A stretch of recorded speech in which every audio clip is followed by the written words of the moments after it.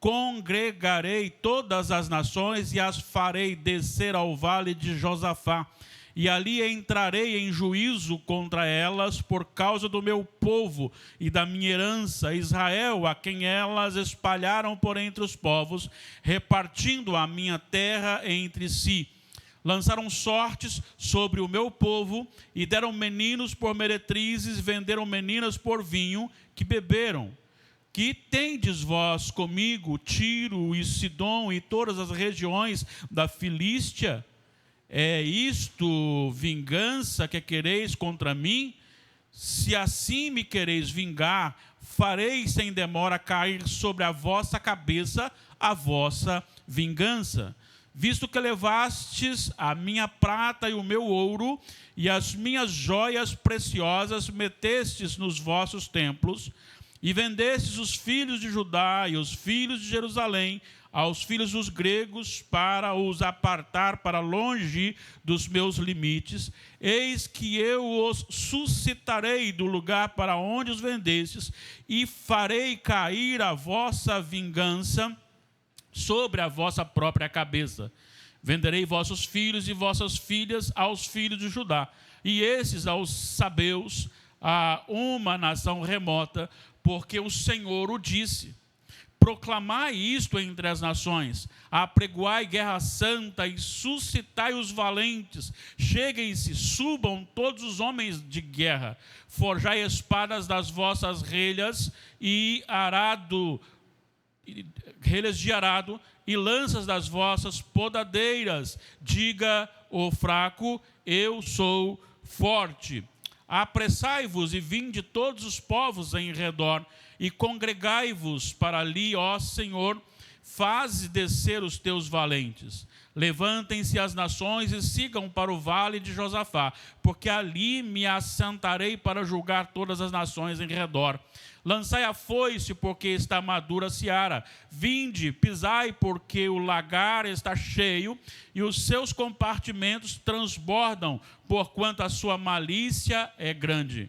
Multidões, multidões no vale de decisão, porque o dia do Senhor está perto no vale da decisão. O sol e a lua se escurecem, e as estrelas retiram o seu resplendor. O Senhor brama de Sião, e se fará ouvir de Jerusalém, e os céus e a terra tremerão. Mas o Senhor será o refúgio do seu povo e a fortaleza dos filhos de Israel.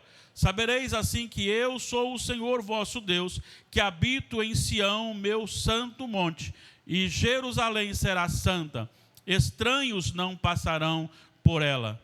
E há de ser que naquele dia os montes destilarão mosto, e os outeiros manarão leite, e todos os rios de Judá estarão cheios de águas. Sairá uma fonte da casa do Senhor, e regará o vale de Sitim.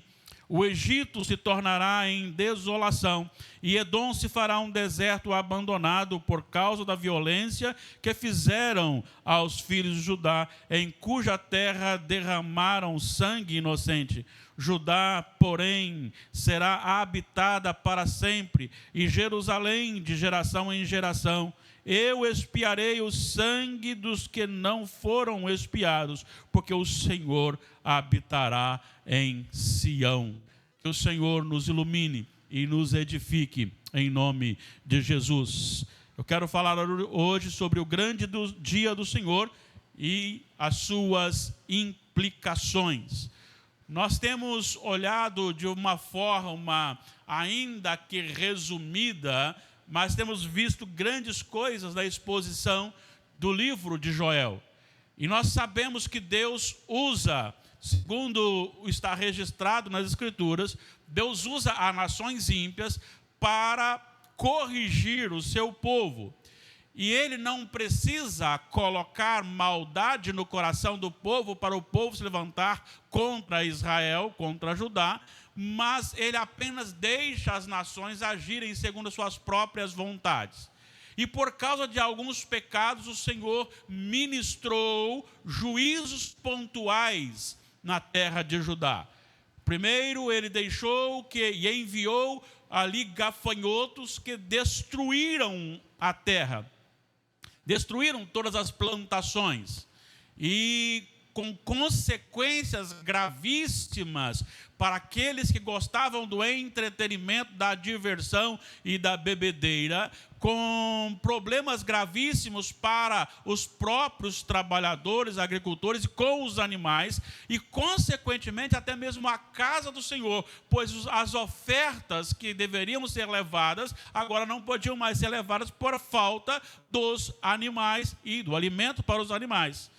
Agora, então, o Senhor o chama ao arrependimento e faz ali uma previsão de um ataque ainda superior de um exército vindo do norte, que é simbolizado, ou usa-se a analogia dos gafanhotos para mostrar o poder deste exército inimigo, que entraria não apenas na cidade, mas também nas casas e destruiria o povo de Israel. E por isso Deus chama novamente o povo ao arrependimento, para que este segundo juízo não fosse ministrado. E foi registrado no capítulo 2 que o povo se arrependeu e Deus então desviou aquele segundo juízo. Vimos então que houve uma restauração material, física, quando voltaram a ter fartura de alimentação, e também uma restauração e uma promessa espiritual com a promessa do Pentecostes, a profecia do Pentecostes. Eu quero lembrá-los que nós falamos na quarta-feira passada que o foco de Joel 2, 28 a 32 não são as profecias, não são as visões e os sonhos. Este era o modo que Deus se revelava naquele período, mas o foco é que não mais um grupo seleto, poucas pessoas receberiam o Espírito Santo, como nós temos registro de juízes, reis, profetas e alguns outros, mas o povo não tinha o Espírito Santo. Agora, depois do Pentecostes, todo aquele que é salvo é santuário do Espírito Santo, por isso, dirigido pelo Espírito Santo. E sim, agora ele prega a palavra, ele conhece Deus e proclama o Evangelho. E agora, essa visão mais periférica do dia do Senhor, do juízo do Senhor, pois esse é o tema do livro. Se você olhar comigo, por favor, volte aí no capítulo 1, no versículo 1, o Joel está dizendo: que dia, porque o dia do Senhor está perto. Depois, no capítulo 2, versículo 1, no final, porque o dia do Senhor vem e está perto. Depois do mesmo capítulo, no versículo 11, no final: grande é o dia do Senhor e muito terrível, por 3 vezes. A quarta vez está no final do capítulo 2, no versículo 31, no final do versículo, que diz: antes que venha o grande e terrível dia do Senhor. E agora aponta no capítulo 3, versículo 14, novamente falando do dia do Senhor. Então o tema central é a manifestação do juízo de Deus, e isto com manifestações na nação de Israel, com juízos pontuais, mas sempre apontando e estendendo para o juízo final. Parece-me, e aí eu concordo com alguns pregadores, que até no capítulo 2, Joel fala de uma maneira mais distante, como que olhando de uma forma mais geral para o juízo, mas quando ele chega no capítulo 3, é como se ele se aproximasse do juízo final e descrevesse o que acontecerá no juízo final. Esse texto nos ensina muitas coisas especiais e que nós precisamos, então, entender. Vamos ver, então, algumas implicações. Vamos ver 2 implicações. Primeiro, o Senhor vingará os seus inimigos ou os inimigos do seu povo. O juízo do Senhor tem como implicação a vingança dos inimigos. Isso está do primeiro versículo até o versículo 17. Agora, desses versículos de 1 a 17, o autor, com a boca de Deus, vai descrevendo alguns detalhes que eu quero chamá-lo a ver comigo. Primeiro ele descreve o que este povo fez. Versículo 2, ele expulsou o povo de Deus e vendeu, ele expulsou o povo de Deus e também tomou a terra do povo de Deus. Olha o que ele diz: congregai todas as nações e os farei descer ao vale de Josafá, e ali entrarei em juízo contra elas por causa do meu povo e da minha herança, Israel, a quem elas espalharam por entre os povos, repartindo a minha terra entre si. O povo inimigo havia invadido o povo de Deus e tomado a terra e expulsado da sua terra. Mas não só isso, mas eles também haviam vendido o povo de Deus. Olha o versículo 3, porque o versículo 3 ele fala: lançaram sorte sobre o meu povo e deram meninos por meretrizes e venderam meninas por vinho que beberam. E no versículo 6 também ele repete: e vendestes os filhos de Judá e os filhos de Jerusalém.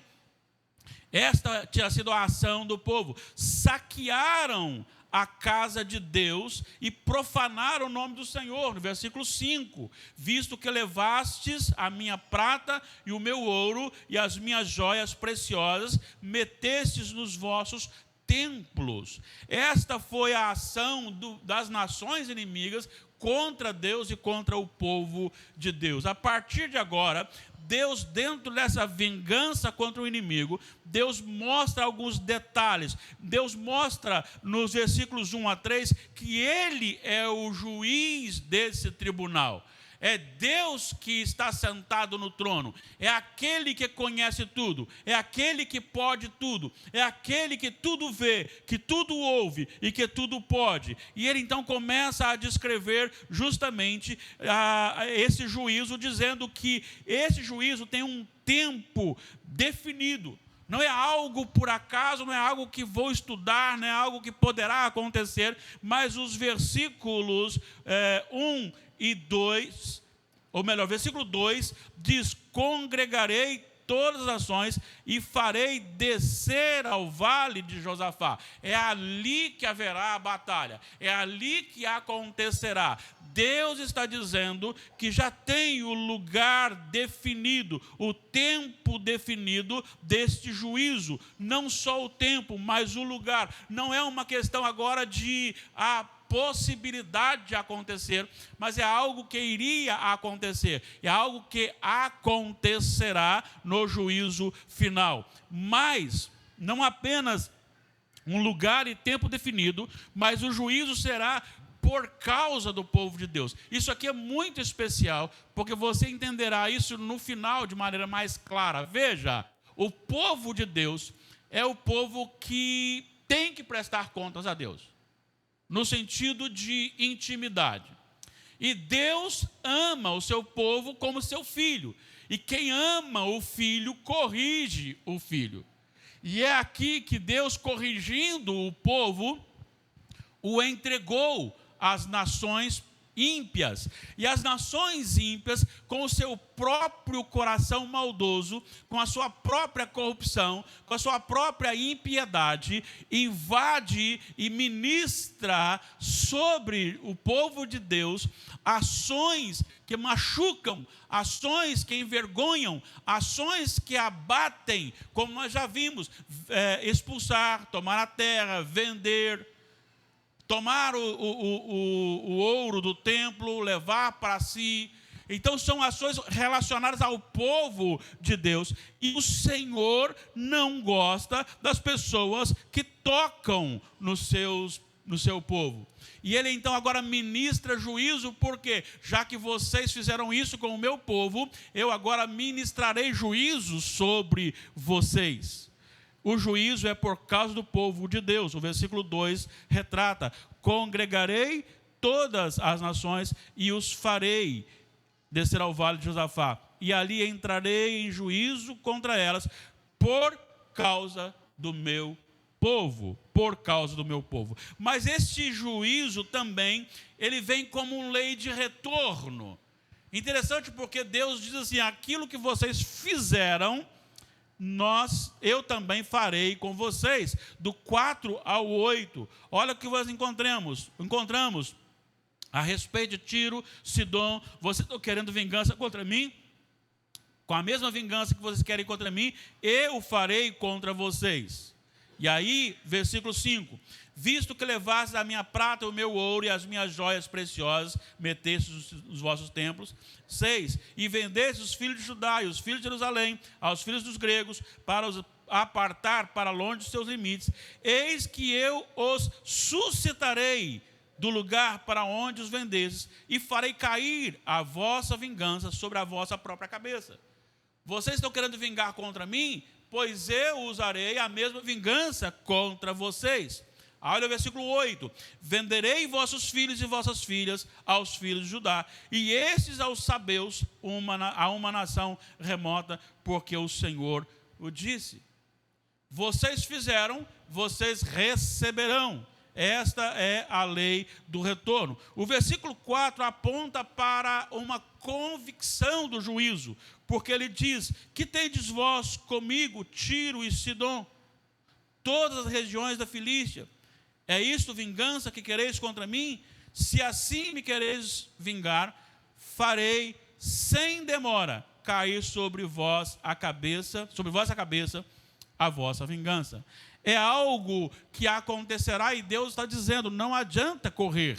Será também esse juízo, ele será de forma universal. Não tem como pegar só umas pessoas e outras não. Versículo 9 diz: proclamai isto entre as nações. O juízo de Deus alcançará todas as nações.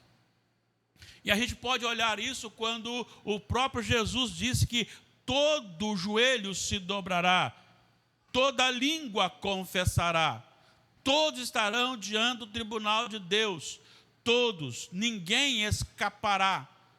Não importa se você está escondido no lugar mais remoto, Deus no último dia colocará você e eu e nós e todo ser humano frente a frente com Ele, e as nações ímpias, todas elas estarão presentes. O juízo será terrivelmente violento. Versículo 10 diz: para que o povo forjasse espadas das vossas relhas de arado e lanças das vossas podadeiras, e diga o fraco: eu sou forte. A visão aqui é de um massacre sanguinário, em que corpos seriam cortados e sangue estariam sendo espalhados. Esta é a visão para apontar como será o dia do julgamento para aqueles que são ímpios, que estão longe do Senhor. E este juízo será urgente. Aqui nós vemos no versículo 13 a expressão: lançai a foice, porque está madura a seara. Ou seja, é agora. O que estava acontecendo é que agora nós caminhamos para um juízo final, e isto passa rapidamente. Não só é urgente, mas há uma condenação bem especificada até o versículo 17. Olha só a declaração do versículo 13, que nós começamos a ler: lançai a foice, porque está madura a seara. Vinde, pisai o lagar, está cheio. Os seus compartimentos transbordam, porquanto a sua malícia é grande. Olha, você precisa entender que Deus, até para o seu juízo, Ele tem um tanto na medida da iniquidade. Ele tem um dia certo, Ele tem a medida certa. É ali, naquele momento, que Deus põe fim à impiedade. O Senhor falou para Abraão no capítulo 15 de Gênesis, dizendo que a descendência de Abraão seria levada para o Egito e lá ficaria por 400 anos. E ele diz: até que a iniquidade do povo tal, o povo tal, o povo tal, chegue no momento em que eu ministre juízo sobre eles. Aqui está dizendo que haverá um dia que o limite chegou, o dia chegou, e ali toda a maldade agora está exposta. Agora a maldade está colocada diante do povo de Deus e diante de Deus para ser ministrado o juízo sobre aquelas pessoas. Então a maldade está ali detectada e está cheia. Ali o lagar está cheio, é o símbolo do limite em que não pode mais colocar no lagar para ser pisado, mas já está no limite. Então esta maldade ela é detectada, essa condenação é detectada e apontada. A causa, mais uma vez, está naquilo que é apontado ainda para aquele que se levantou contra o povo do Senhor, e o seu coração está cheio de maldade. A condenação será terrível. 14 a 16, olha o que diz: multidões no vale da decisão. Ali é o local, porque o dia do Senhor está perto no vale da decisão. O sol e a lua se escurecem, e as estrelas retiram o seu esplendor. O Senhor brama de Sião, e se fará ouvir a Jerusalém os céus, e a terra tremerão, mas o Senhor será o refúgio do seu povo. O que está dizendo aqui é que a manifestação será tão terrível que o símbolo é tremor. Olha o que ele vai afirmar: a terra está sendo, há uma manifestação desta terra a respeito daquilo que estaria acontecendo.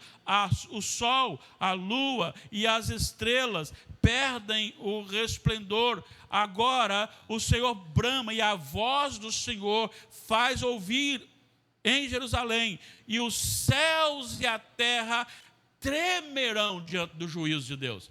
Nós estamos falando aqui de algo terrível e que deveria nos mover não só a uma vida santa, a uma vida temente a Deus, mas principalmente a evangelização, a pregação da palavra de Deus. Este é a primeira parte, a primeira implicação a respeito dos ímpios. E diante do que nós ouvimos até aqui, será que nós estamos felizes ou contentes ou tranquilos enquanto as pessoas do nosso lado estão caminhando para a perdição? Talvez nós não estejamos bem na presença de Deus, talvez estamos vivendo uma vida que aponta para uma coisa, mas na realidade é outra, e Deus conhecendo o nosso coração. Nós precisamos entender que esse dia é terrível, o dia do juízo. Mas a segunda parte é justamente a parte que enche o nosso coração de alegria. E esta parte está aqui estabelecida a partir da parte B do versículo 16. Enquanto a primeira aplicação é: o Senhor vingará os inimigos do seu povo, a segunda implicação é que o Senhor restaurará o seu povo. Vejam bem, enquanto para o primeiro é um terrível dia, para o segundo é um maravilhoso, um glorioso dia. Em primeiro lugar, Deus tem um povo e zela por ele. Olha só o que ele diz na parte B do versículo 16. Mas o Senhor será o refúgio do seu povo e a fortaleza dos filhos de Israel. Isso aqui é muito bonito, preste atenção. Você está diante de um juízo terrível, em que a terra está tremendo, o sol escureceu, a lua escureceu, as estrelas não dão mais o brilho. Deus está ministrando juízo. Em meio a esse terrível dia, esse terrível juízo, o Senhor se apresenta como Deus zeloso, amoroso do seu povo. Para o povo do Senhor, Ele é o seu refúgio, a sua fortaleza.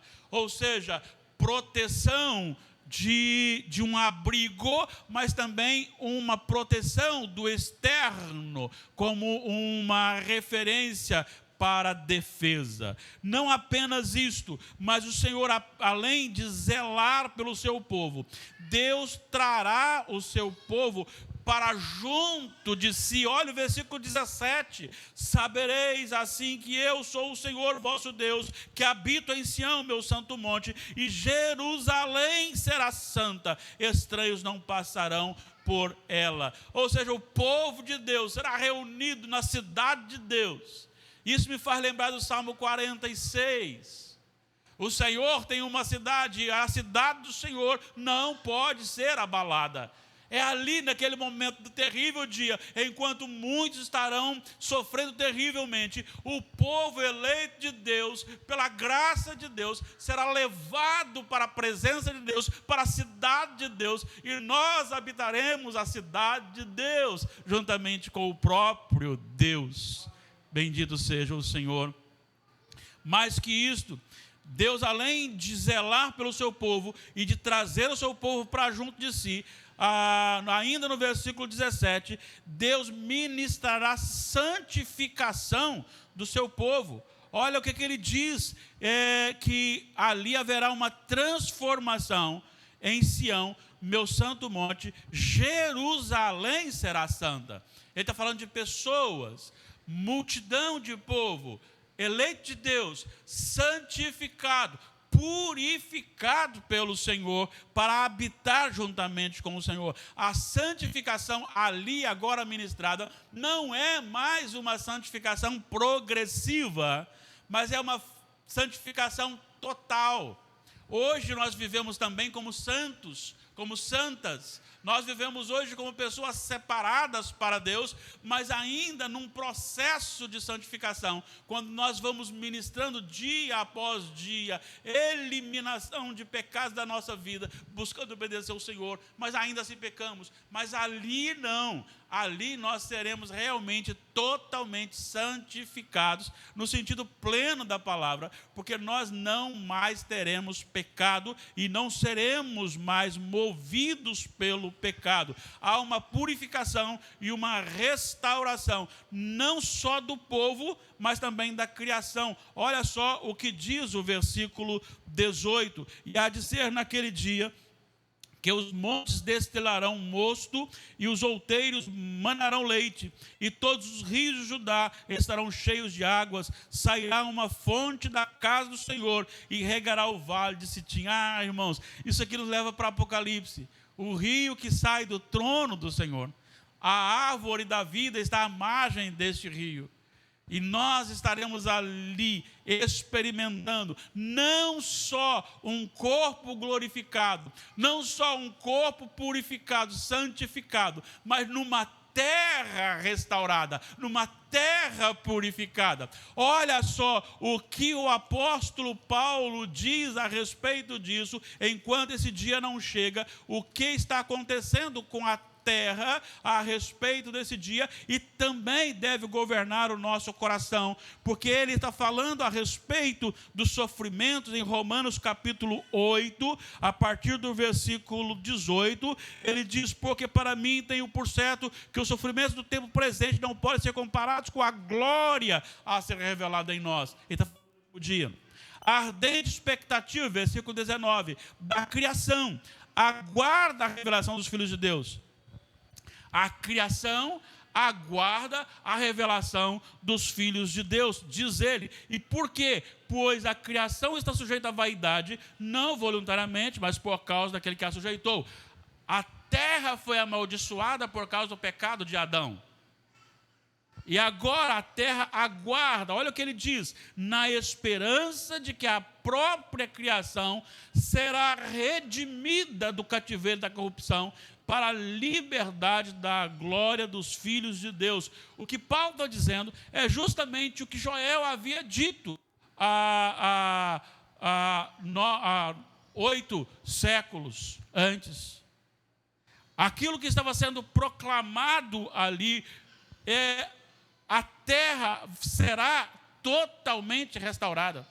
A terra não terá mais espinhos, a terra não terá mais pragas, a terra não terá mais distúrbios, nós não teremos mais enchentes, mais cheias, nós não teremos mais sequidão de estio, nós não teremos mais tempestades, nós não teremos mais pandemias, nós não teremos mais enfermidades. A terra não sofrerá e nós não sofreremos, porque nós seremos restaurados. Esta terra também será restaurada. Deus julga o seu povo. Olha os versículos 19 e 20, o que diz: o Egito se tornará uma desolação, o Edom se fará um deserto abandonado por causa da violência que fizeram aos filhos de Judá, em cuja terra derramaram sangue inocente. Olha o versículo 20: Judá, porém, será habitada para sempre, e Jerusalém de geração em geração. Irmãos, eu preciso que você pense comigo sobre isso aqui, porque isso aqui é muito especial. O que ele está dizendo é que Deus eliminará do nosso convívio todo o ímpio, todo aquele que não ama a Deus, todo aquele que é inimigo de Deus e, consequentemente, inimigo do seu povo. Este povo não mais estará conosco. Este povo não poderá mais fazer maldade ao povo de Deus. Este povo não poderá mais zombar do povo de Deus. Este povo não poderá mais prender o povo de Deus. Este povo não poderá mais matar o povo de Deus. Hoje ainda pode, até o último dia ainda pode, mas naquele dia não, porque ele será separado, ele será jogado no lago que arde com fogo e enxofre, porque o povo de Deus santificado será levado novamente para o jardim, a terra restaurada. Você tem a criação, Deus cria um jardim e coloca ali os animais e coloca ali o homem para que ele possa procriar-se. O homem peca, o jardim é fechado, ninguém pode retornar ali. E então Deus programa Jesus Cristo. E quando chegamos em Apocalipse, Deus fala novamente do jardim, um jardim restaurado. Agora não mais um jardim pequeno com um casal apenas, mas ele agora fala de um jardim que é uma terra, que é esta terra transformada. Aqui o jardim será estabelecido, a água será pura, as plantas serão puras, a natureza será perfeita. Os que aqui estiverem serão perfeitos juntos, porque seremos resgatados para a presença de Deus. Isto quer dizer que Deus purificará o seu povo, versículo 21. Eu expiarei. Olha que coisa maravilhosa. Ele não diz assim: você terá habilidade para fazer, mas eu expiarei o sangue dos que não foram expiados, porque o Senhor habitará em Sião. Ah, irmãos, nós habitaremos com o Senhor. Nós teremos o Senhor conosco. Lógico que essa expressão, poderemos ver a face apenas do Filho, porque ele ainda é homem também, embora seja também Deus. Mas nós veremos aquele que se assenta no trono, mas nunca a plenitude da sua glória, porque ele é infinito.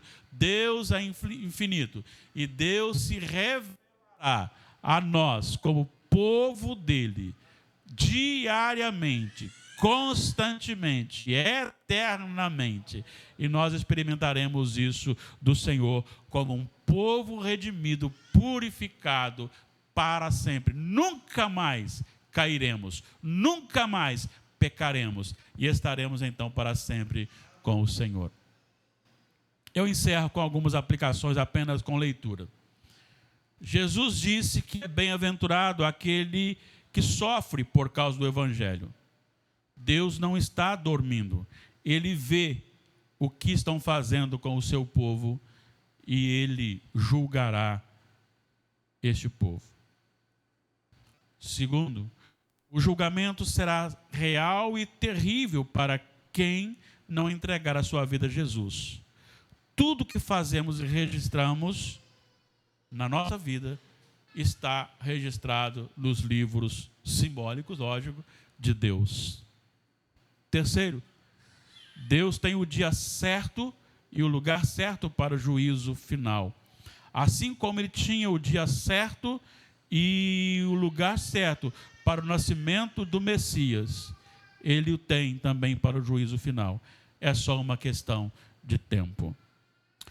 4, O homem vive hoje aqui como se não houvesse contas a prestar diante de Deus.